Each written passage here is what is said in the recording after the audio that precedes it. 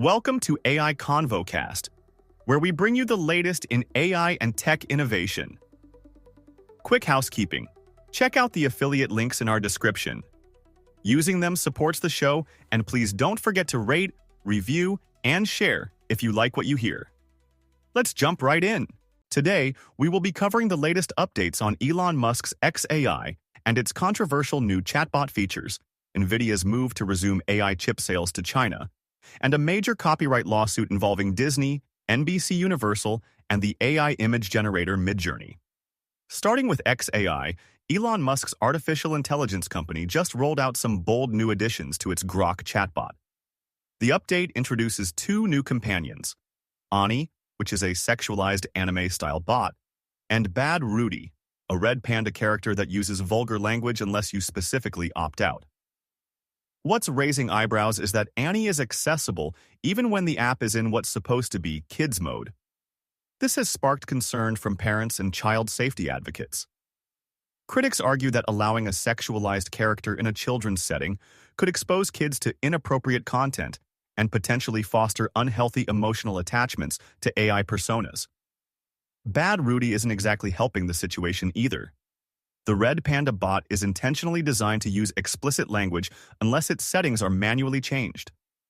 This setup has some users worried about accidental exposure to vulgar content, especially for younger users, or those who might not realize how to deactivate these features. This isn't the first time Grok has generated controversy. Not long ago, the chatbot came under fire after it was caught sharing anti-Semitic remarks, which led to a temporary shutdown of Grok's service and a wave of backlash.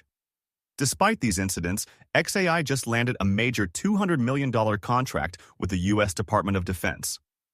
The deal is focused on providing advanced AI capabilities to the government, signaling that, for all the company's headline-grabbing stumbles, its technology is still in high demand at the highest levels. Elon Musk hasn't shied away from defending the company's approach.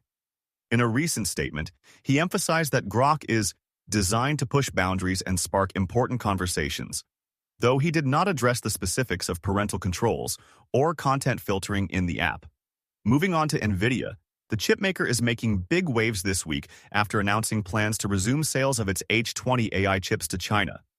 This comes after months of uncertainty due to U.S. government restrictions aimed at curbing the export of advanced AI semiconductors to China, out of concern that they could be used for military applications. Nvidia is now waiting on final approval from the U.S. government, but the announcement alone sent Nvidia's stock up by 4%. The move also had a positive ripple effect across other semiconductor companies. The Chinese market is a huge deal for Nvidia. Last year alone, China accounted for over 13% of Nvidia's total revenue, bringing in about $17 billion. Nvidia's CEO, Jensen Huang, is scheduled to host a media briefing in Beijing, which really highlights just how important Chinese customers are to the company's future plans. Insiders say Nvidia has been working closely with regulators to ensure these new chips meet export control requirements while still delivering strong AI performance. Nvidia's decision comes at a time when the U.S. is trying to balance national security concerns with the business interests of major technology firms.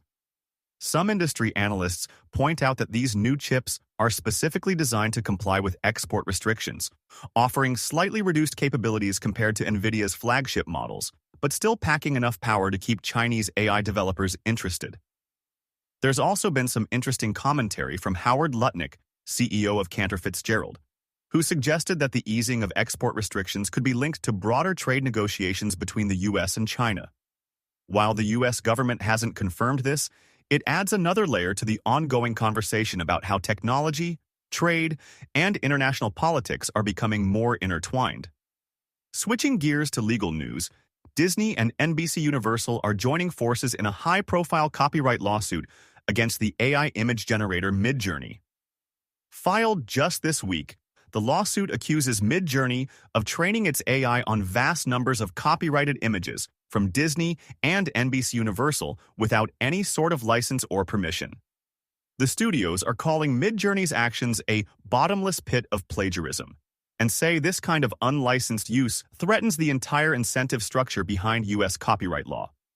Both Disney and NBC Universal are pushing for serious damages and changes in how AI companies train their models.